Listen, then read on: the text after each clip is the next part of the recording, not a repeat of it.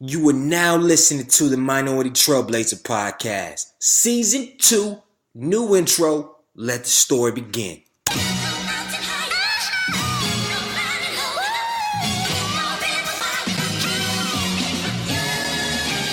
One time for the lovers, 2 times for the ladies, 3 times for the brothers, 4 times for the babies. Do you love her? Do you love her? Do you love her? Do you love her? Do you love her? Do you love her? Do you love her? Do you love her? Do you love her? Do you love her? Do you love her? Do you love her? Do you love her? Do you love her? 1 time for the lovers, 2 times for the ladies, 3 times for the brothers, 4 times for the babies. Do you love her? Do you love her? Do you love her? Do you love her? Do you love her? Do you love her? Do you love her? Do you love her? Do you love her? Do you love her? Do you love her? Do you love her? Do you love her? Do you love her? Do you love her? Do you love her? Brown skin, love her brown skin, love her brown. Brown skin, love her brown skin, love her brown. She my brown skin, love her brown skin, love her brown. She my brown skin, love her brown skin. Hold me down. Gosh, that song never gets old, man. Shout out to Laka Shaw who provided us for that intro. You can find Laka Shaw on SoundCloud, YouTube, or purchase that song called Brown Skin Lover on iTunes. And yo, guess what? It is the last episode of season 2, 42 episodes in. Wow. It's kind of a gift and a curse. Like, I'm happy to be 42 episodes in, but I'm sad because we are not coming back until October 13th, right? October 13th. So we're taking a month hiatus to regroup, to get some new flavor for season 3, and I'm excited about it. But this episode right here is going to be amazing, and I brought on a dear friend of mine that closes out for season 2.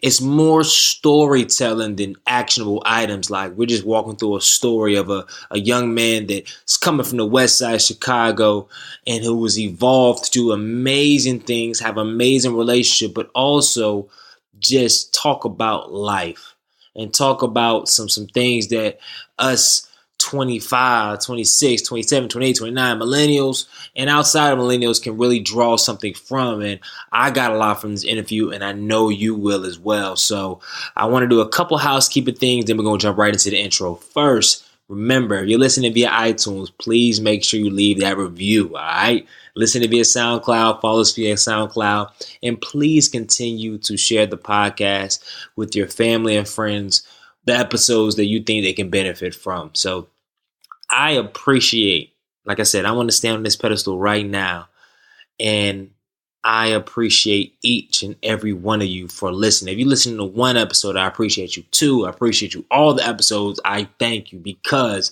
of you and your support. Y'all have allowed me, encouraged me to continue to reaching out to people and putting more stuff out there, putting more content out there. And who knows where this can go. But remember, it all started with one idea and one thought, and it's morphed into a platform which you can see on the front page of iTunes, which thousands of people across the world are listening to each and every week. So thank you so much. Thank you, Canada. Thank you, United Kingdom. Thank you, Nigeria. Thank you, United States. Thank you, Marietta, Georgia. I don't know who is listening from Marietta, Georgia, but they are our top city back to back. Like, hundreds of people from Marietta, Georgia are listening to this podcast. So that means a lot to me. Thank you, LinkedIn family, for holding me down, listening to the episodes. Thank you, Twitter family, for holding me down. Instagram fam, people that have been sending me emails to support, people that have been sending me emails to get on the show. If I haven't gotten back to you, I have not ignored you. I will get back. And yeah, and shoot, that's really all I got. So let's dial up the energy, dial up the excitement, and welcome to the Minority Trailblazer Podcast. And I'm your host, Greg E. Hill, the Culture Change Agent.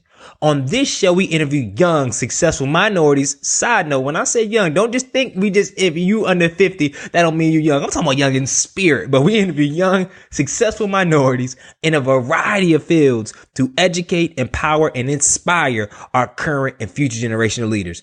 And I'm just going to change this intro around a little bit today because I want to make sure too, when I use minorities in this sense, I'm not showcasing our culture. I'm African American in any kind of minute extent. Minorities is kind of the umbrella we put in for so the podcast we have it, but we are not minority in any category. So I just always want to address that up front, because I know some people like, well, like, nah, I just want to address that right now. But as we get into the show, this show is going to be phenomenal, and it's really close to me because, and I'm experimenting with this cold open before I even get into the intro, because this brother I met, I mean, he's like the example of growing up, everything my parents probably wanted me to be. It's like long-term committed relationship, did the Ivy League school thing, man, brilliant, creative, doesn't let anybody kind of put him and define him in a box.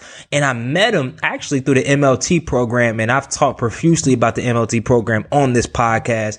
Great program where your junior year of college, you're put into a room in this space with other people of color, of different ethnicities that are doing amazing things, and they put you on the career track to interview and talk to some of the best businesses in the country. And I'm come from North Carolina A&T, HBCU. I come like boom, boom, boom, and I meet these people, and there was a guy that always stood out. And even to this day, it's not like we talk every week or every month, but just his energy, his passion, his positivity, and his unique outlook on life always stood out to me. And from going from Chicago to New York and now all the way to California, just to see how his career has grown, and more so his relationship as well, and the people he's connected with, and the story he shares through a creative, as he would like himself call, a griot, and all those things, man. I really think this episode can touch on a lot of different things as far as the culture and a lot of different things. So I'm excited to kind of get into it. So let me read a snippet of the bio, because I'm telling you, if I just wanted to write an extensive, huge bio on it, it can read for days, but I just got a little nugget, and then we're going to jump right into the show. So our guest today is a multidisciplinary designer and artist living in San Mateo, and I probably said it wrong because I've never been to California, with his life partner Ariel Belgrave, and she is freaking dope and phenomenal too. But it's about Quinnton today. He grew up in Maywood, Illinois, graduated with honors from MIT in 2011. He has a twin brother named Nico Harris and an older brother named Sean Wright. He comes from a rich legacy of artists, musicians, storytellers, many of whom settled on the west side of Chicago. And at age 16, his life seemingly started down a different path. I mean, one that had him feeling a little bit different from his roots. However, the Institute taught him to see his trajectory not as a misstep, but more so an evolution of his family creed. He learned balance, which nurtured the mantra, I am the artist, I am the technologist, the voice, and the hand. He's a designer currently now at Walker & Company Brands, which many of you probably know for short as Bevel, which is a movement focused on making health and beauty simple for people that share his heritage or people of color in general. Without further ado, I would like to introduce my brother, my dog, my minority trailblazer, Quinnton Harris, to the Minority Trailblazer podcast. Welcome to the show. Man, that whole intro had me hyped. I always wanted to do like the Arsenio, oh, woo, woo, woo, woo, woo, woo, woo. That was dope, man. Thank you so much. Man. Oh man, I'm pumped up for because luckily this platform has allowed me just to have regular conversations, catch up, and build with cats, and not really feel like I'm really just sitting there and have to drive an interview. So I'm excited, man. And you know, as we always start off the show, and you know, I'm a big quote guy, and you have helped me grow my Twitter love exponentially by sharing quotes with all the cool cats in that tech space. So I'm connected with cats just because of you. So what is a quote that you live by, and can you share us an intriguing story about how you apply that quote to your everyday life? Wow. So I'm not sure exactly who the quote comes from. I know my mom used to share it always, but she would always say, "Don't let your gift get ahead of your character." Ooh. And so. Yeah, and I mean, I'm not sure where it came from. Maybe I'll claim it one day, maybe I won't. But the whole concept was really about, having this natural talent, having this natural gift that you have that's God-given, and, you have it to share it with the world. And oftentimes what we see in our culture is we promote the gifts or the things that people do very well, but we often don't spend enough time really developing the character of the person. Are they honest? Are they trustworthy? Are they someone that you can be around? Could they work well with others? And my mom always kind of reminds me that you may have this gift, but always work on who you are and making sure that you honor that gift, not only by not misusing it, right, but also just being able to share it unconditionally with people. So it's something that I think about a lot, especially being in the space now where I'm in Silicon Valley. I'm in California. I'm a designer amongst software engineers. I'm really kind of in a unique space where I can really share my gifts with the world for whatever that may be, and it's something I think about a lot. But so with that being said, though, because I mean, if your mother said that a couple of times when you were growing up, can you say a situation that you were growing up when you were a little kid, and she said that, and like why she said that? Ooh, that's a good one. I'm trying to think of like a very explicit.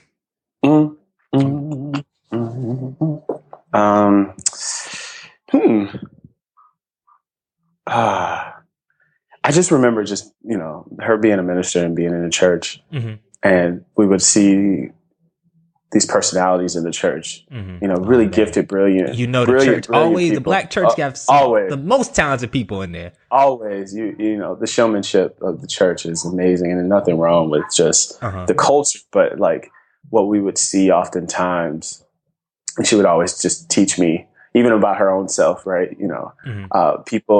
My mother's a phenomenal teacher. And I just remember one day she had a sermon that she gave, and everybody just, praised her, just was like, yo, you did a great job. You did an amazing, you delivered an amazing word. You're anointed, you're gifted. And then I came home, and something had happened. I did something wrong, and she yelled at me in a way that like was really condescending. And I remember telling her about it and like telling her how I felt. And she kind of took some time to really process it. And she came back to me and she apologized to me, and she said, I'm so sorry. And she actually put what she had experienced earlier in perspective to how she was treating me, and saying that, hey, what I did to you was not in good character.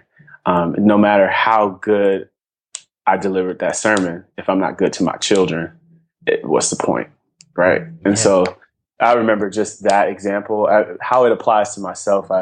I don't remember her telling me, but that example, that's clear enough. And I think a lot of, especially in these spaces now, you get more leverage in your career and you're out there, and there's always these opportunities that now you have a little bit more exposure, you have a little bit more leeway in meetings, and sometimes in the back of your head, you can use that in a bad, especially, and I can speak from my perspective as a speaker. It's like my whole day is really talking and giving life to people, but then it really eats at your soul at home if there's certain things you said that you're not really applying. It really installs a lot of soul searching, and it helps you build your character where you're like, no, I cannot continue to do X if I'm doing that. So you're right on par with that, man. So let's transition into the beginning of the show, man.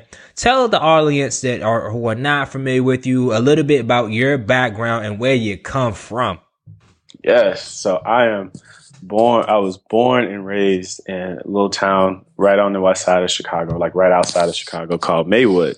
And it was a town that my mom grew up in. My grandmother settled there from Texas. And it's really interesting just to really kind of learn my family history. I've been able to learn a little bit in recent years. But, my grandmother was a singer, a performer, but she had to take care of her family. So she ended up getting a government job and, as a post office, and really she stayed at the post office for, I would say, 27 years. Wow. And so like my mom, she was the next one, right? And she had two brothers. I mean, she had a brother and a sister. And, my grandmother worked hard to take care of them. And my mom ended up really kind of latching to my grandmother and staying with her. And my mother has worked in the hospital for about 30 years. Wow. And she's like a sterile processing technician. So she prepares like instrumentation for the doctors and, medical trades and all that stuff. But she was a performer. So she was a singer. And she actually, she's in a band, and, she would tour a little bit, but she never got quite there where she felt like that's what she wanted to do all the way. And then she has her children, right? And we're all grown up in Maywood, and she has 3 children. I have an older brother named Sean. I know I'm probably getting too detailed, but no, I have an older brother. Sean. And he became this rock star artist, right? So he's the singer now of the family, and he travels and he makes music. And then she has two twin boys, me and my brother. And, my brother is a brilliant craftsman, brilliant illustrator. Mm-hmm. And then you have me, who I, for a long time, didn't really understand that I was artistic, but I had a lot of technical prowess, right? So I was very good at really kind of breaking down problems, and I was a really good student, and I had a lot of good, just natural technical ability. Mm-hmm. And so, like, I always felt like the misfit. Everybody else had this, like, they singing, they're talented artists, and you're a illustrator. I'm just, and then it's just me. I was like, oh, I'm good at math and science. That's it. As a black kid in Chicago, like, okay, cool. Where you go? Cool. Yeah, exactly. Right. Like, I also, I was athletic, but I wasn't confident. So mm-hmm. I put a lot of more of my confidence in my schooling. And I think it was like 6th grade where I learned that, like, I just was kind of special. Like, my 6th grade teacher, she was like, I can't remember. I'm not going to even just bust her out like that, but I just remember not a lot of people had nice things to say about her, but she, was very much so about challenging her students. And I just never forget that first teacher parent conference where we did like our first quarter grades, and she handed the report card to my mother, and she said, "Now, I haven't seen this in years, but Quinnton is the only student that I awarded straight A's to." And like, this is after, a whole elementary school cycle of just mediocre grades. I was just kind of like, whatever. And something about that moment kind of made me think, oh, wow, like, I got something. And so they started enrolling me into gifted programs, and I went through and finished and went to high school, a little high school called Proviso East.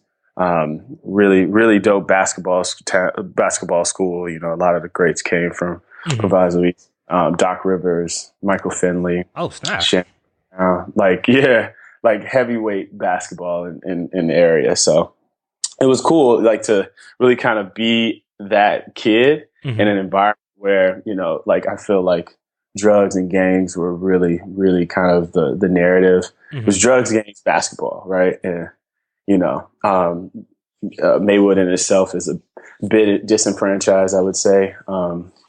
It was an old factory town, and it was just, it kind of was what it was. And just being in that environment and kind of being like the sore thumb, the minority, right? And not really understanding what that meant, but also understanding that, once I graduate, I probably won't be there, and I really have any clear understanding of where I want to go, any schooling, any of that stuff. Right. And so, I get to high school. I mean, I knew I was going to college. I didn't know where I was going to go. And it was my junior year, actually. My chemistry teacher, who ended up being my baseball coach and my wrestling coach. You wrestled in high school? Yeah, man. Bruh. I wrestled 2 years. And this before I had my growth spurt. But It was just an excuse to wrestle my brother, because it was cool to, like, actually compete against my brother. My brother had like 30 pounds on me. He was like football player. Your brother's not a small guy, bro. Nah, he's not small by any means. Man, my chemistry teacher, he would get this brochure in the mail. He had gotten it for over 10 years. It was a brochure for MIT. And it was a program called the MITES program, and it was Minority Introduction to Engineering and Science. And that program was created in the 70s to really kind of bring minority talent, Black and brown talent, to MIT campus. And, they bring kids from the inner city, kids from the suburbs, to really give them an MIT experience, but also kind of act as a feeder program to vet talent, people of color. So it was like an opportunity. It was like MLT, right? Really trying to increase the number of minority students in the space, but doing it in a way that's in a controlled environment that exposes them to not only the engineering disciplines, but gives them a full out curriculum. So I had like basically first semester of MIT in that 6 weeks. Wow. So it was crazy. But my chemistry teacher, he came up to me. He said, "Hey, Quinn, I think you're really talented. You're really smart. But I think it's time for you to stick your neck out." And that's what he would always say: "Stick your neck out there." Mr. Glenn Lidd, I'll never forget him, man. I still talk to him today. Award-winning teacher, Disney Teacher of the Year. He's like that dude. But he was like, "Quinn, I want you to stick your neck out and really kind of go outside of Maywood, go outside of what you know, and take a chance. And I want you to apply to this program." And I applied to the program, never applied to anything in my life. I got in, and that program, I went to MIT, stayed on campus for 6 weeks during the summer before my senior year. And that program changed my life. I met so many incredible people from all over the country. And mind you, like, I was like working poor class. I wasn't poor, but I had never been around affluent families or affluent people. And it was just the first summer where I felt like there was something special about me, and I knew that I had more to learn, if that makes any sense, And I was in that program. That was the first time I had been exposed to physics, calculus. I had an intensive writing course, and I had in 6 weeks you had to do all the wow. Yeah, so when I tell you the curriculum was stacked, it was stacked. Now, mind you, I had to do physical science, so physics, a life science, so chemistry. I had between biology, chemistry, and biochemistry. I actually tested out of chemistry, so I had to go into biochemistry. That was the worst decision I could have ever made. Calculus, right? A writing course, and then an elective. And then electives, I ended up doing computer programming. At the time, it was just Flash development, but like all of this was compacted in 6 weeks on top of attending seminars about all the different engineering disciplines that they wanted us to learn about. Wow. So when I tell you it was a full-on packed program, it was full. And that was exactly 10 years ago, actually. Wow. Exactly 10 years ago. That's when everything changed. That's where I met my homeboy, Dorian, who ended up going to MIT with me. I met a few other cats that I'm still good friends with. It set me on a path of just no return, and I came back senior year, my brain, and mind you, the program whooped me. When I tell you it whooped me, it whooped me. Like, that was the first time I had ever failed a test, right? And mind you, everybody else is failing the test too. Okay. You had to put that caveat out there. Yeah. So like, out of 100 points on a physics exam, the average score would be 24, and like the standard Eve was like 6, right? And so everybody got 24, right? But then you learn about the curve system, and then you look up and you're like, oh yes. So if the standard Eve was 8, it was 6, and I got 18, that means I still passed. Woo! But in terms of a confidence builder, right, it was just like, wow, like all this information, you got to synthesize all this information. You have to be able to regurgitate it. But like, you're in an environment where, it's okay not to be perfect. It's just how you process what's going on, how you solve the problems. And the problems are solvable, but like building up the muscle where you can solve the problems within a certain amount of time. Right. And so it was just really eye-opening. It was amazing. And I had built such incredible bonds with people who went through it with me, right? And who were away from their families for that summer, who you were having a really amazing experience as well. And they were colorful people, right? They looked like me, So it was really cool. It was really dope. But that set me on path to get to MIT. And I got to MIT. And when I was there at MIT, the journey started all over again, right? Really trying to, because now you're exposed to that demographic. Plus, now that majority demographic of smart, affluent people that are of color then goes into, now you're a minority again within this plethora of more influential people, whatnot. So definitely dig deep into that MIT experience and some key things you learned about yourself through that timeline. Yeah, man, it was interesting because, I was in the classrooms with these people who have had such amazing childhoods. When I say childhoods, I'm talking about really like, I ended up becoming a mechanical engineering major, but like we talk about kids who've been tinkering in the shop since they were 6 or 7, right? It's been a part of their narratives for a long time. And I chose mechanical engineering off of a feeling like, oh, I think I want to be interested in this. But like, you have people who were a little bit closely aligned to their purpose. And it was really interesting to be in that space because you had really confident personalities. You had, the kind of the usual, really affluent kids come from really wealthy families, kind of have that attitude. But what MIT was really interesting was most of those kids chose to be at MIT because they wanted to be there for not only the intellectual rigor, but because they wanted to solve some really, really, really meaty problems in this world, and I thought that was really inspiring. It was very atypical of like the personality that I would often encounter at like a Harvard, for example, and Harvard was down the street from us. Right. And so it was good to be kind of in that type of environment, but you also you was in an environment where it was very competitive, right? Intellectually. So, at times I would feel very insecure about my aptitude because, I often felt like I was at a disadvantage academically, didn't have necessarily the resources or a rich family. And slowly but surely, I peel back the layers of kind of that insecurity with just the support that I had from some of the offices on campus. I would go to SQ, which is a counseling service on campus. I would, and then I also was able to really kind of self-select the community for myself, right? So like there were established communities on campus that catered to minority students. Specifically, there was a group called Chocolate City, where it was all... City? Yeah. On MIT campus? Yeah, man. It was all Black male living group. And, it was started in the 70s in a reaction to really kind of forge this bond and really try to create avenues for people of color on campus. And, slowly but surely there were other pockets and groups and organizations that developed too. But like I didn't live in Chocolate City, but I definitely benefited from the resources and the support that they had as a community.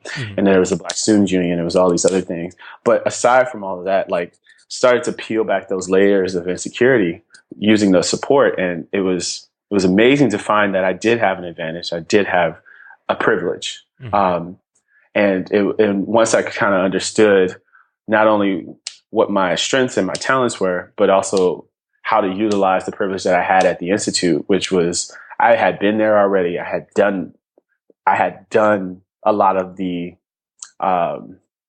work that especially freshman year, I had done a lot of that work in MIT. Yeah, you were a little bit ahead of your class. Yeah. Yeah, I was just ahead in terms of just being able to see the big picture. And so that's very powerful to understand. That was very, very powerful for me to understand. And I started to relate to the Institute a little bit different. I call it the Institute, and I think it is the Institute. It's the best place in the world. It's the best incubator in the world, right? You're not there to play around. You're there to really get your life together, right? And you're there because it's going to force you to make some decisions about who you want to be. And it may not be the perfect place for you because, if it is heavily STEM focused, you might not be in the right environment if you're more of an artist, but it is an environment that really helps you pressure cook yourself and like really get to the bottom line of what you want to do. Ultimately, not necessarily what you want to do in the future, but what you want to do next. Who do you want to be now? Present moment. So yeah, man. So that was really powerful. And so to walk us through though, how'd you start to make that, or what some change in college started to make that shift from mechanical engineering to your first career, your first foray into advertising and that sort of business? Because those are you can draw similar things from that, of course, but they're still starkly different. So when did you start making that transition into that point of your career? Yeah, so I was making that transition all throughout undergrad, and I just remember kind of the clear signs of that path, but like didn't really understand how the dots were connecting until much later. But like freshman year, I did the prereqs to my major, and then I started mechanical engineering sophomore year. And I think it was 2 students of color that really influenced me to actually go into architecture. which was more of the design-oriented program at MIT. Then under architecture, there was visual arts department. There was urban planning and studies and city planning and things like that. But they kind of housed all those departments together. And it was two students that I remember. It was a guy named Jarrell Johnson and another guy named Joe Brown, who kind of tried to go this, like, they tried to create an alternate path where they used architectural design and mechanical design and really tried to merge the two, right? One guy was really obsessed with roller coasters. The other guy wanted to do amusement parks. And they really, the design piece was like something I was really interested in. Didn't really know how to say what it was, but I was really interested in it. So they encouraged me to take the first architecture studio class as I was doing my mechanical engineering program. And so it was architecture that I felt like, wow, I'm getting like the design thinking skills and the experience. But the mechanical engineering piece was really just kind of learning how to like really get very technical about a problem and really kind of understand deeply what it will take to solve a problem, right? So like learning like material science and learning how things move and then learning motion, right? That was really the engineering piece, but then really learning how to curate an experience, how you want someone to feel, how composition affects reality or perception. Right? That was really architecture. And I liked both, but I didn't really want to commit to both. So I was just like, well, let me just do both, right? And so I ended up doing a double minor in architecture and visual arts. And throughout the whole time when I was doing my curriculum, I was doing a lot of side graphic design projects. So I would do a lot of graphic design stuff for some of the offices. I was creating T-shirts. I was doing flyers. I danced on a group. I danced at a hip hop dance group. So like I was doing like all the clothing for them. And it was really interesting, and you know, and like all that stuff started to really kind of converge as I got closer and closer to finishing the program. And I started to realize that, wow, like I really like really creating a visual aesthetic, but I also really like understanding how to really solve problems and really kind of have the core function behind it. And I didn't really know how to quantify it or really know how to really make a career, like choose a career path that really suited both of those like personalities. Or I wouldn't even say they're different. I think they're of the same coin, but I think they're two sides of the different of the same coin.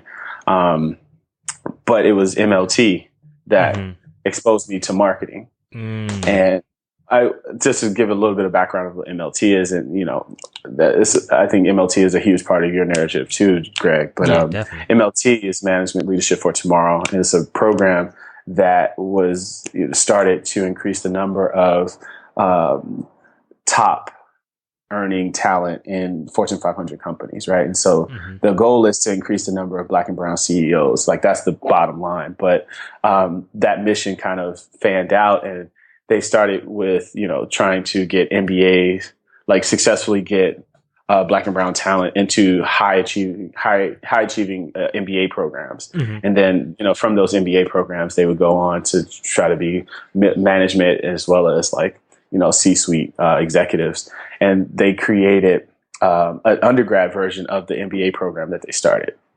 So that undergrad program was to get the track started earlier and develop a pipeline much earlier in school for undergrads to get the first internship, get the first corporate internship.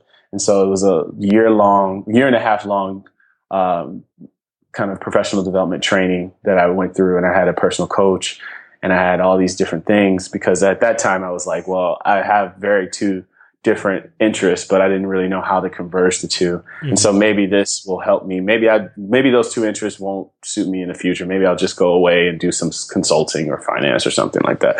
But I wanted to use that program to really explore other career options, and marketing, specifically brand management and design, was really a part of that exploration. And it started to appeal to me. And then I was like, wait a minute, I'm already doing this type of stuff with graphic design. I'm already doing kind of like, you know, the clothing and all this stuff. And so I was like, oh, look, I think this is perfect. Like, whatever. Let me figure out how to get into a space that is this, right? And so I'll never forget Valerie Griffin, who was my coach. Miss Valerie, She's yep. Miss Valerie. Yeah, I love Miss Valerie. She said, well, like if you can try to take some marketing classes in school because, you want like, it's good to do it after school and it's good to really kind of, do a lot of this stuff outside of your day to day, but really see if you can start to incorporate it into your rhythm, your routine. And I took this marketing class, and the company that I worked for 4 years outside of school, after school, they presented that day. And they presented it was a marketing 101. And I remember them presenting kind of like how they use data to inform some of the decisions that they make for their clients when it comes to just positioning their brand, growing their products, things like that. And when I saw that company and I saw the visual creative that they were doing, I was like, this is it. This is what I was searching for. And so I connected with the presenters. They brought me in to interview for the internship program that summer. And they actually made me interview for analytics. And I come in with my little portfolio printed out, and I was like, here, this is what I want to do. And they were like, oh, okay. Well, just do this case study real quick. And I was like, oh, okay, cool. I banged out the case study. It's just, it was kind of what it was. Yeah. And they were like, oh, okay, well, he must be talented. So they brought me back in for a creative interview. And from there, it was history, man. I did an internship, and I had been with the company for 4 years. I started in Boston, worked out in Boston 2.5 years. And then I transferred to the New York office and kind of slightly changed my focus, and was in New York for 1.5 years before transitioning to technology. Yeah, man. So with all that being said, let's make a slight pivot because I've always respected you in a higher regard outside of just you being a specimen as far as just a creative and whatnot with your relationship, man. Cause I mean, I'm 26 years old, and I've had maybe probably 3 real relationships, never lasted more than 4 to 5 months. It was just very difficult in my climate, and to see Q, and honestly Dorian too, Q's good friend and a good friend of mine as well, have these solid relationships that lasted for a long time, which is kind of, I ain't gonna lie, it's kind of rare in a African American community with people that are doing stuff. Cause you meet a lot of cats that, okay, I got that degree, I got a good job. They out here mixing and mingling, and to see his testament of having that relationship. Could you kind of share a little bit with our audience? Because honestly, a lot of viewers, they're listening, they're scorned. They're scorned from the stereotype of, okay, all black men that are self, they're doing this, they're doing that. And I think you are, I don't know, you're a very outlier in that sense. So can you share about that evolution of that, and also maybe some things that have allowed you to be so consistent and to have that longevity with your fiance? Yeah, man. So, while all that career stuff was happening, junior year, towards the end of the junior year, I met this girl, and she actually went to Boston College. So I spent a number of weekends off campus, for social stuff. And Boston is an amazing college town where you can, go and network with so many different people, especially people of color at different campuses. So I met this very special young lady on some time that I spent at Boston College, and I mean, her in being introduced to me, it just really changed my life and changed kind of how I was thinking about relationships and thinking about dating and all that stuff. She's like my first real girlfriend. Like I had folks that I dated and folks that I kind of just were like, kind of casually talking to, but not really anyone that was really serious. And so I would say just right off the bat, there's like 3 elements of why I guess me and Ari have been together, almost 6 years, going on 7 years actually. Wow. And I mean, we're still young, right? Yeah. And I mean, the first element of it was luck. It was serendipitous, right? And I don't believe in luck per se. I think it was, purposeful that I met her, but it still was just this element of like being in the right place at the right time and meeting an amazing person who had an amazing story to share. And, that in itself, I feel happens very often, but, the next pieces were like really critical, which I would say guidance, right? And so like being able to be in a space where I was actively taking relationship advice from people that I thought had successful relationships, right? So I would reach out to people that I really admire, whether it be on campus or like older folks, even so, just talking to the people in my life, the family members that, had relationships, and really just getting perspective on that, because I didn't know any better for a lot of different things, right? And I didn't know how to really share a space with someone. I didn't know how to communicate with someone,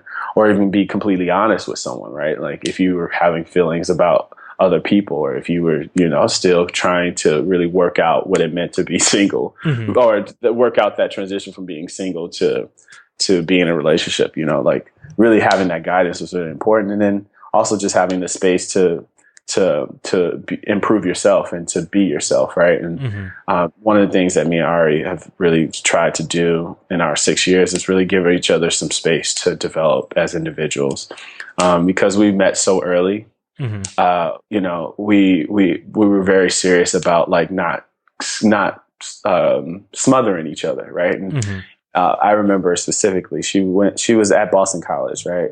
And I was at MIT. We both had really demanding coursework schedules.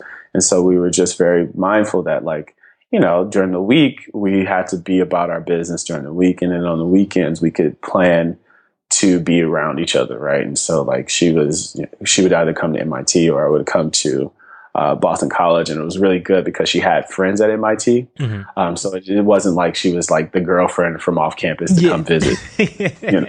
She had a really solid friend group at MIT, and I did in BC as well. So it worked out in that regard. So like our communities, I think that's really difficult too. It's like really thinking about how does your communities and your life really fit into the life of somebody else's.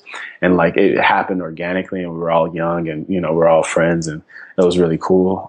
But really we were like, we business first, and really kind of having that mentality that both of us were ambitious in our own ways, and it's important for us to acknowledge that first, and try to figure out how to support each other, but also give each other what we need, and I think that was important, in taking it slow in that way. And then out of school, living separate places, but like being almost like for a good distance from each other. Right. So I remember in Boston, we lived on the Red Line, and I was in Dorchester and she was in Somerville, and they're kind of like opposite ends of the tracks. But like it was, the same train line, so we can get to each other whenever we needed to. But it was enough space where we felt like we could really kind of start to build our own lives and our own identities. And we didn't know that was ultimately going to do us good. We just had a feeling that it was good, and it wasn't like grounded in like super hyper religious views or anything like that. It was really much so the practical guidance that we got from other people of just really, taking your time, have some space, learn, live, mess up, do what you got to do, but like really, really, really be mindful that you are still growing and this other person's growing, and and enjoy the growth, right? And so I look back, and like the first time of us living together was going on a year, right? So we haven't been even living with each other for a year. And this is like this new transition in our lives. And how do we kind of make the day-to-day work together? Because we never had to do that before. We would really created like our quality time spaces, and we would communicate with each other, but we never were around each other day to day. And so like, how does this next phase work out in itself, And then like that translates very well to like our path for marriage. And so having to learn how to problem solve and communicate with someone and all that stuff. So like, I mean, I appreciate the nod in terms of like you saying that me and Ari's relationship is inspirational, but like, man, it takes, I would not say that it's been easy, nor would I say it's, as beautiful as it may look on the outside, and I'm not saying that that's bad, but yeah, don't get yourself in no trouble, man. Right. I'm not saying that's terrible, but like I'm also saying the reality is the beauty, right? And being able to be all and have someone that you're growing with, and to to see everything and still love them, right? Learning what that really means, to have Ari be so close to me and she see my flaws, but she still loves me, and that's a beautiful thing. And it's something that we're continually working on. Yeah, man, that's no doubt, man. And I want to ask this other question too. Say if you were, all right, you have this room, right? And you go through the door of this room and then you sit down and it's like somebody asked for advice. You didn't know who was advice, but you said, I'm going to take this time. I'm going to give this young man advice. And then you sit down and you look and it's like, yo, this is you. And it's like you 10 years ago, knowing what you know now. So what would be some of the things that you would tell that person? So 4 things. And they're simple. And I wish someone would have told me these things 10 years ago when my life had initially changed for the better. And there are things that I felt like I was able to grasp over time, but it would have been nice to have someone like this mysterious figure that you didn't really know where he came from, but you kind of felt intuitively that he was speaking directly to you and he knew something about you that you didn't know. I wish someone would have told me these 4 things. The first thing was, be courageous, but true courage is really standing up and doing something when you're scared.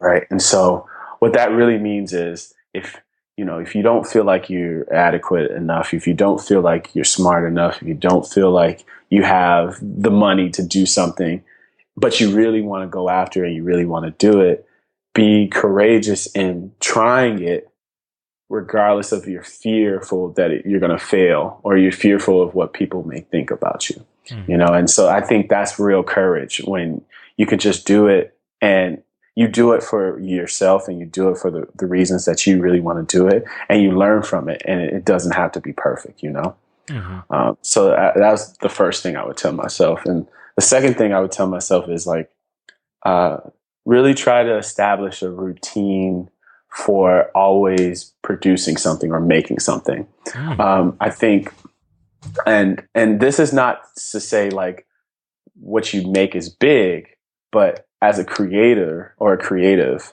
I oftentimes spend a lot of time thinking about what it is that I want to do, but I never take those thoughts and break them down into little pieces and actually make incremental strides to whatever it is that I want to do. And so I'm learning how to do that now. And I think just being a product designer and having to solve these really complex problems, I'm getting training and skill into really taking the big problem and breaking it down into small pieces and taking bites off of it.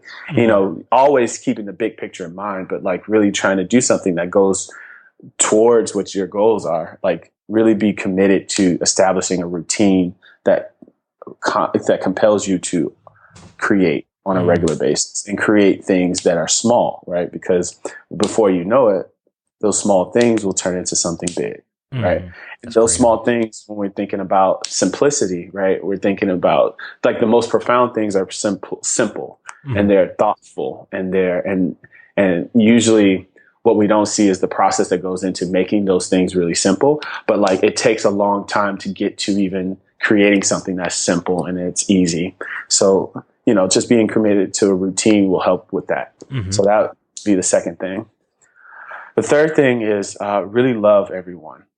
And I think I saw something really special in my personality younger, but I didn't really understand it or get it. I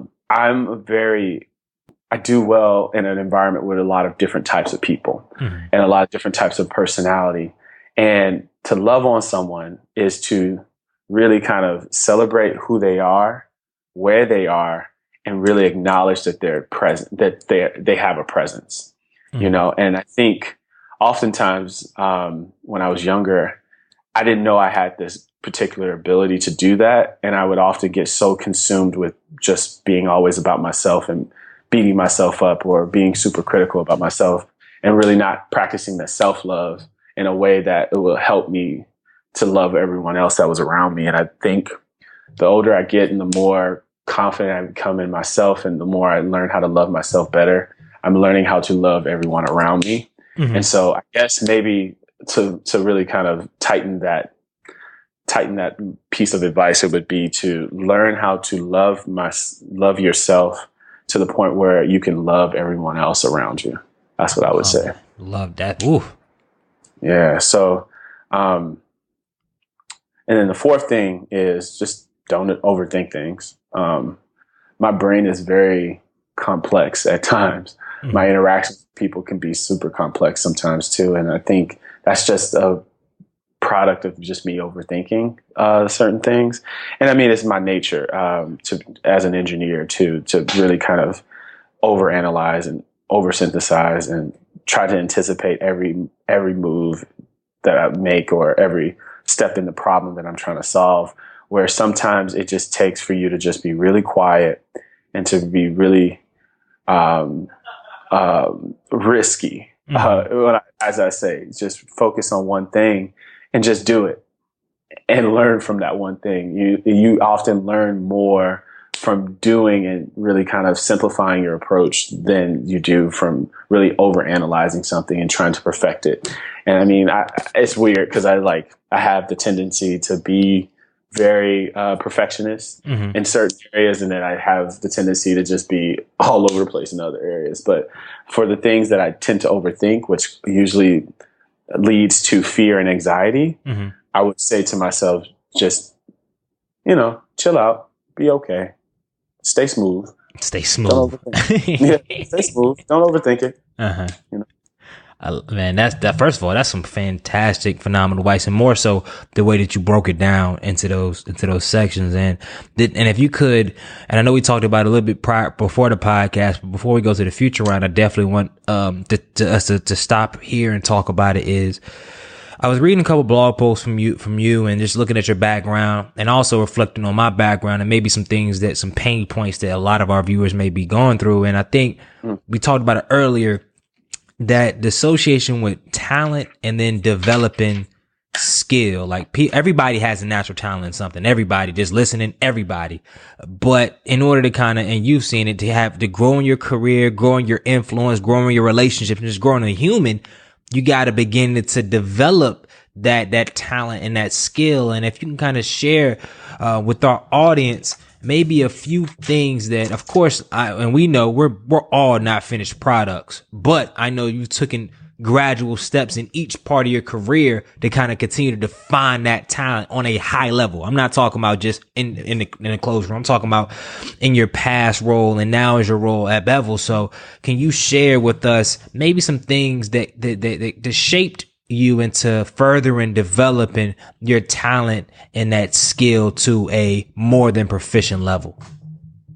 Yeah, man, I'll try to break it down as much as I can. When I was writing notes earlier when we were talking, mm-hmm. I feel like there's like 3 levels. Maybe they're not levels, succinct levels, but there's 3 areas that we often talk about. It's like talent, mm-hmm. then there's skill, mm-hmm. and then there's character.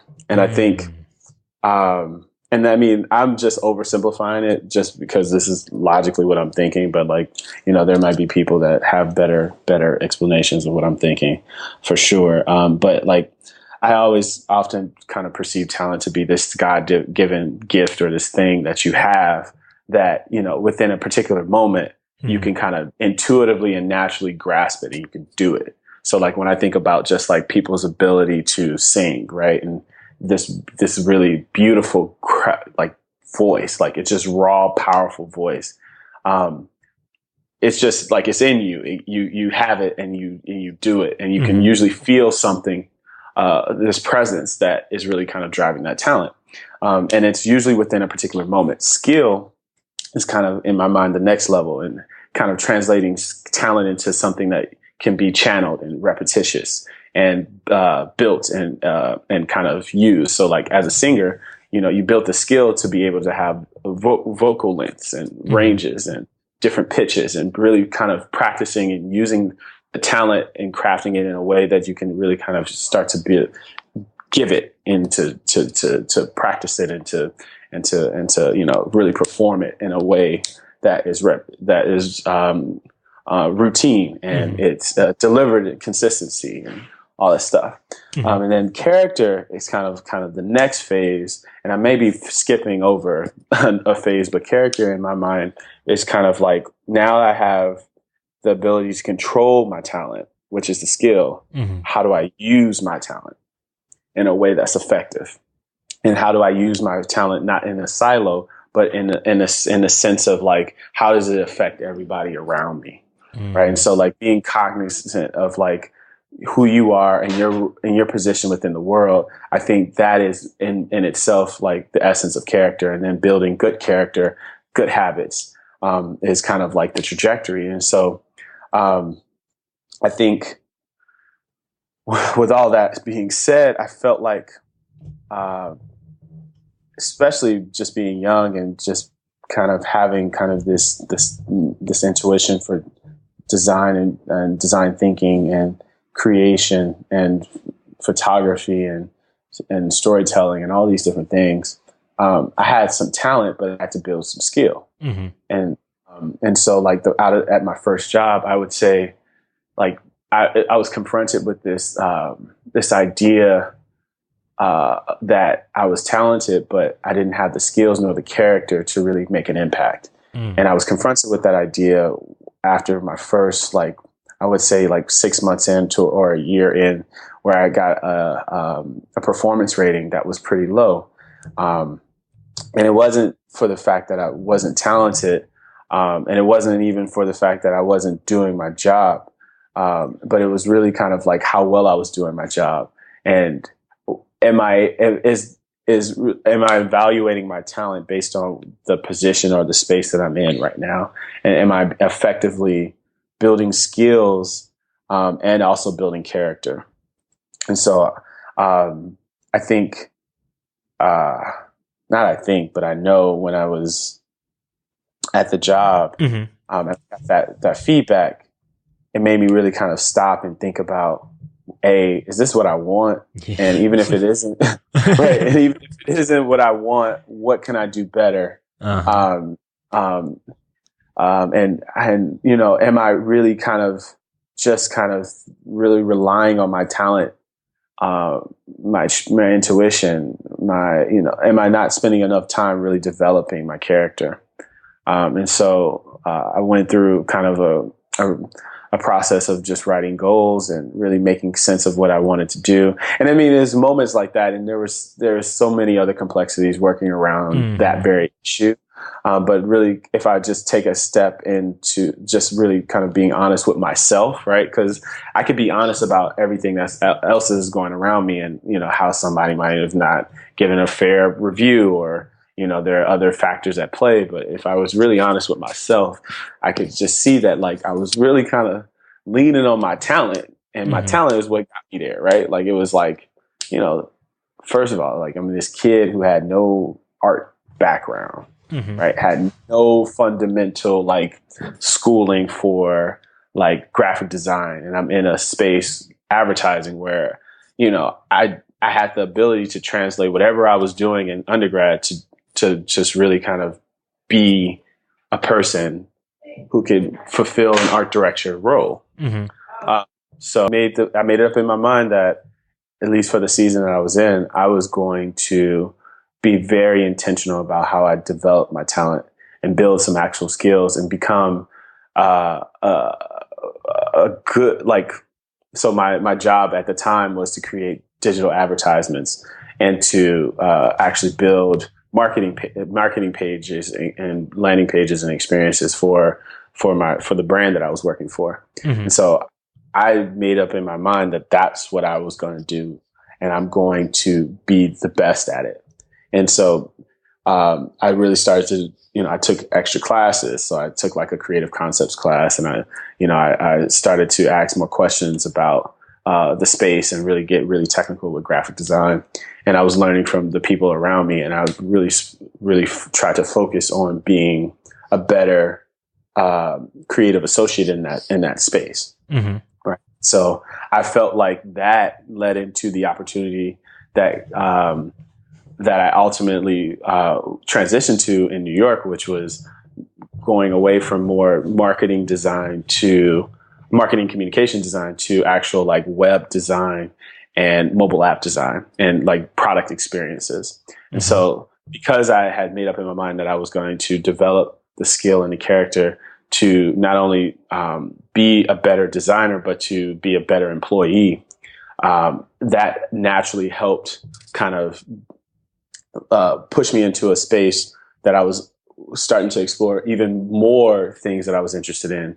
And because I had a good track record, I was able to make the transition without any problems, and there were, I can just be a little bit more vulnerable with you, really about just, talent, skill, and character in the context of my relationship with my lady. A talent that I have is really being able to really look at a situation and really figure it out and just be very logical and systematic in my thinking, and really trying to create solutions for whatever I'm thinking about. So like my mind is always kind of churning and I'm always trying to do things. But when it comes to communicating with someone, especially if you're trying to communicate that someone is doing something that you don't like them doing, that gift be misused and appropriated to be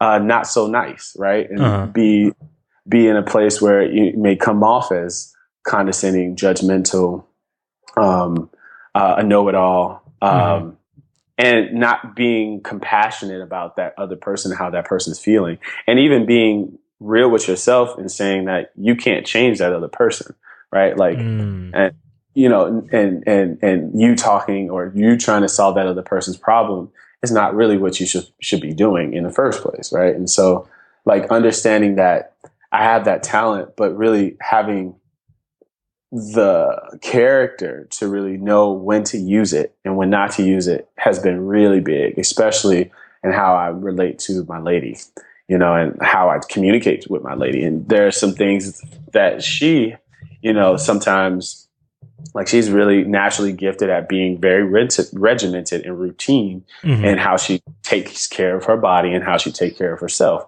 And so, like, that's something that I'm learning. I'm just a little blasé when it comes to that type of stuff. And she's understanding that she can't really push me to be something that I'm not, but she can encourage me to be better if I want to be better, right? And so, like, understanding how to have the right character and not see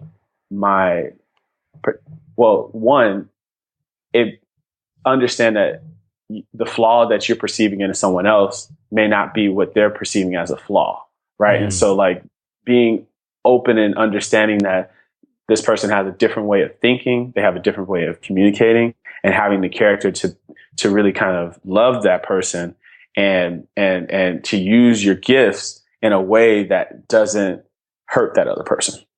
Yeah, or people in general, because that's I'm glad you brought that up, because just in talent, even myself, I got a pretty good gift of gab, and I can always, and in the day, I can utilize certain situations and certain gifts that, at the end of the day, sometimes, not to say it's outrageously wrong, but some things it's just not good for both parties.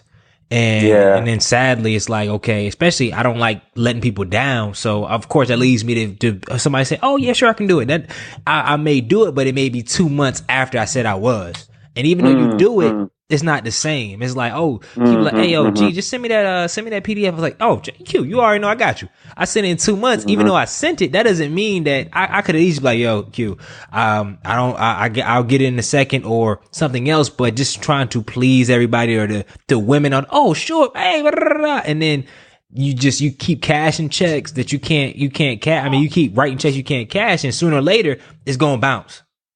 Right. I mean, that character piece is honesty, right? Like, just being able to be honest with yourself and be honest with that person doesn't take away that you're gifted or talented, or you may have the skill to do whatever that person wants you to do. But it's like really kind of acknowledging that, like, I honestly probably can't get to it. Like, I'm getting much better at that because I was the same way. I want to make sure I'm able to connect with everybody, talk to everybody. But the last like 2 months or something, I've just been terrible. I looked at my email the other day, and this person sent me an email in May. I was like, oh my God. Like, I used to be like the networking king, but like, in my mind, it used to be this person. Yeah, I'll be the same way. A lot of people probably listen to this podcast like, what Greg is Greg talking about? Right. And that's okay, because like I think when you're able to just admit that to yourself, then you can admit that to other people, and people, like people can trust in your character. That they're gonna get exactly what you say they're gonna get, and I think that's good. I personally I don't want to continue to create an illusion about who I am. I want to just be who I am, and I want these talents to not get ahead of me, right? I don't want people to just really love me for my talent or my skills. I want them to love me because I'm a man of my word. I have good character. I can treat people right. I could treat women right. I can, I could just be someone who has a good moral standing, good moral compass, Yeah, and it's crazy you say that, because some days people could say we live in a society that doesn't necessarily reward that outwardly. Like, you're rewarded in your internal relationships, but you're more outwardly on what more value you can provide to other people. Like, I'm more notable outward. Okay, Greg is speaking, or looks like he's doing this, he's doing that, rather than just, okay, instead of writing that blog posted there, accepting that speaking gig, honoring the word that I said to somebody else, or doing that, even though, but at the end game of it all, you always end up coming up short if you undermine your own character. And then sooner or later, like you said, they character can only get you, but I mean, your talent and skill can only get you but so far if the character is lapsed. So yeah, that's powerful in that, man. And on the future round, I just got a couple questions about the future, man. What's next for you personally in 2017, man? Because I know I've always followed you, and I guess your role now is a lot more intensive because I haven't seen too many updates on your personal projects. So what's up to date, man? What you got shaking? Yeah, man. So I mean, and I think that's kind of like goes to like just developing myself and developing the character that I have. I mean, 2017 is really kind of a huge part of it is going to be dedicated to the work that I'm doing at Walker & Company. Mm-hmm. Specifically around just, kind of earning more, like positioning our products to earn more and to continue to build on the success that Bevel and Walker & Company has been able to sustain in the last few years. So I think it's weird because this is the first time I felt like my professional or career goals have really kind of become synonymous with my personal goals. It's an interesting space. I don't have all the answers to how that will play out right now, but I'm in that ideation phase, right? And I think it's really cool and it's really refreshing to be fully committed to a cause and really learn from that cause and to really kind of develop skills that I can transfer into my own personal cause that are outside of that career space. So I would say 2017 is really focused on really kind of building the company that I'm at, and also just setting the stage for the marriage that I'm walking into now. So me and Ari will be married in 2017. We'll have a ceremony in 2017, and so like preparing for that, and that's both a event planning task in itself, but it's also, I think, a really kind of, it's like checks and balances, right? So like making sure that our mental health is in a good place, making sure that our communication is in a good place, and really starting off our marriage in a great way. I mean, I always say that we've been married for a long time, and I think we've, this is not us just kind of, the wedding is not like the start of the marriage, but like really kind of trying to make sure that we're easy into this formal commitment that we're about to make. I think that's going to be the major focus for me in 2017. Nothing really hard set in stone. I still want to create little things on the side. So remember just that point of advice that I was giving my younger self of really just trying to be committed to really creating small things. I still will here and there be able to just go and just create. So I'm still walking around with my camera, snapping photos. I'm still writing a little bit in my spare time. I'm still helping and volunteering with some nonprofits and some other things. So, amen. And the last question before we go into our rapid fire round is, when it's all said and done, though, how do you want to be remembered? Ooh. I know that's a loaded one. Dang, that's a killer crossover right there. Ooh. That's how. Ooh. I think about this a lot because I want to be remembered for being a man that was never afraid to be himself and was always willing to love someone and to help someone. That's simple, but that's just simple. Yep, and that's real, not too grandiose, because that we don't have no control over that, but you do have control over what you just stated. So, man, that's powerful in itself, man. So, as we adjust into the culture change round, man, I got 5 questions, rapid fire, and then we kind of go from there. All right. Okay. All right. Rapid fire. Boom. What is the best piece of advice that you've ever received? Understand your gift, develop your character, and share your story. Question number 2. What is your favorite book and why? My favorite book is Austin Kleon's How to Steal Like an Artist. It's simple. It's short. I can read it at any time and really kind of activate my brain to become a better creative and to really kind of hack and create that small routine to always just be making stuff. Yeah, that if you have not got that book is a phenomenal, easy read and very intuitive. Like you said, you can pick that up at any time and be something you can actually do like right now. So that book is phenomenal. This question is gonna be like a kind of screwball question, but I always interested to hear people's guess. Actually, this is the first time I ever asked it. If you were an animal, what animal would you be? Oh man, that's not actually a screwball. That's an easier question than only somebody from MIT would say that. Every time I ask somebody else that question, I have to edit it out because they're like, "What?" So if I had to be any animal, I would be a leopard. So leopards, and I would be a black leopard too, like where you can see you could kind of see the spots in his coat, but just really smooth, cunning. So I always thought this animal is just really smooth. It's a predator, but it's very, very crafty. It can run really fast, really athletic. I love that animal. And I love the coat of that animal too. So when I think about just my personality and being able patterns and spots, I love leopard print too. So if I could be, I would be a leopard. I love that. I love that. And if you were the president of the United States, what would be the first thing you would do? Oh no! The first thing. No, I don't want to answer that one. No, I don't want to be president.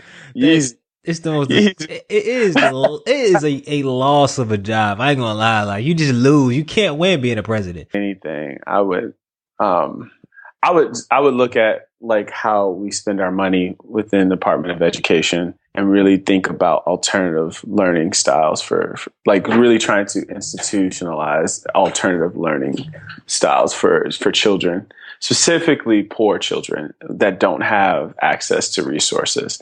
I think there's a huge education gap, and a lot of that's really socioeconomics. And it's something that I felt that I experienced as a kid. Now, I'm not saying I had the worst education, but I also at times felt like I didn't have the best education. And, education, or even just what you know and how you use what you know to navigate our society is so important. And so I would just be looking at how to create alternative systems for poor children to be educated in a way that will close that gap a bit. Nah, that's phenomenal. That's crazy. Our education, that's a whole nother podcast for a whole nother day. And that's the end of that. And I know the last question I ask every person on the show before we end and wrap it up is, I call myself the culture change agent because I'm really posting and trying to do my part in changing the culture. And the question I always ask anyone that comes on the show is if you could change if you could change one thing about society, most specifically the African American culture, what would it be and why? Ooh, this one's great. I would change how we educate our Black men to honor and respect Black women, particularly when it comes to even just identifying as a man and what we think about masculinity. I think someone who's experienced shaming, or I would say shame, someone who's experienced shame for just being not hyper masculine, not super into sports, and really kind of more into the creative arts and into fashion. I personally would like our culture to be a bit more sensitive to promoting more of this carefree Black narrative and really trying to, not feel like you have to be the tough guy or not have to always feel like your masculinity is in question if you like things that are a little bit offbeat or a little bit out off the normal path, right? And also like not necessarily always ascribing things to a sexual preference, which would be homosexuality, right? Like just because you like clothes doesn't mean you're gay. Right. Or just because you prefer to, really kind of take a very close look at what you're wearing and even push the boundaries of what you like to wear. You're not soft, right? Like I think it's one of the areas that we could improve on, and, really improving on how we view ourselves will help translate how we treat our women, our Black women specifically. And I mean, we could talk about that all day, but just, yeah, man, that's one of the most unique, things that I've heard through the 40 plus podcasts that I've recorded. Hey, cute man, shoot, man. First of all, from the bottom of my heart and from the bottom of Minority Trailblazing Nation's heart, I would like to say, man, thank you for giving us well over an hour of your time. But you could be out perusing with your fiance in Cali, man. I did a thank you. I'm sorry. I'm sorry. I should have just left it as a thank you, but I was going to be like, I just went running with her this morning. I'm good. Thank you. I appreciate the consideration that you have for me, but it was a pleasure, just talking to you and opening up to you and sharing my story. You taking the time to ask me the questions you did and really challenge me to just open up and share. No, I appreciate that, man. I think these are always the interviews that majority of people get the most from, because right now there's a proliferation of information out there on anything. We could have asked you, how do you design, or how did you leverage, but all at the end of the day, I love storytelling. I love real people going through real things and sharing real experiences. And I think you captured that in this time frame. And I know a lot of people from your perspective, from my perspective, and from the culture perspective will benefit from this interview, brother. Oh, thank you, man. Appreciate that. Where can people find more information about you, your products, what you kind of do, and all that good stuff? Yeah, man. So I think the biggest space that I publish a lot of like what I'm doing is on Instagram. So my Instagram is just my name, Quinnton Harris, QUINNTON HARRIS. So you can find me on Instagram. I have a personal website. It's just my name, QuinntonHarris.com. And I have a photo blog, which is journal.QuinntonHarris.com. So you'll be able to get to all of those things. Once again, thank you, Q. Minority Trailblazing Nation, man. It's been a blast. It's been 42 episodes. Like I always say, I never thought it would go this far. But thank you for your continued support. I look forward to being with you back on October 13th for season 3. And until then, all I need you to do is one thing. two things. First, please, if you're listening via SoundCloud, follow us via SoundCloud. If you're listening via iTunes, please rate us and leave us a review. 5-star, please. And our second thing, I need you to change the culture. Good night.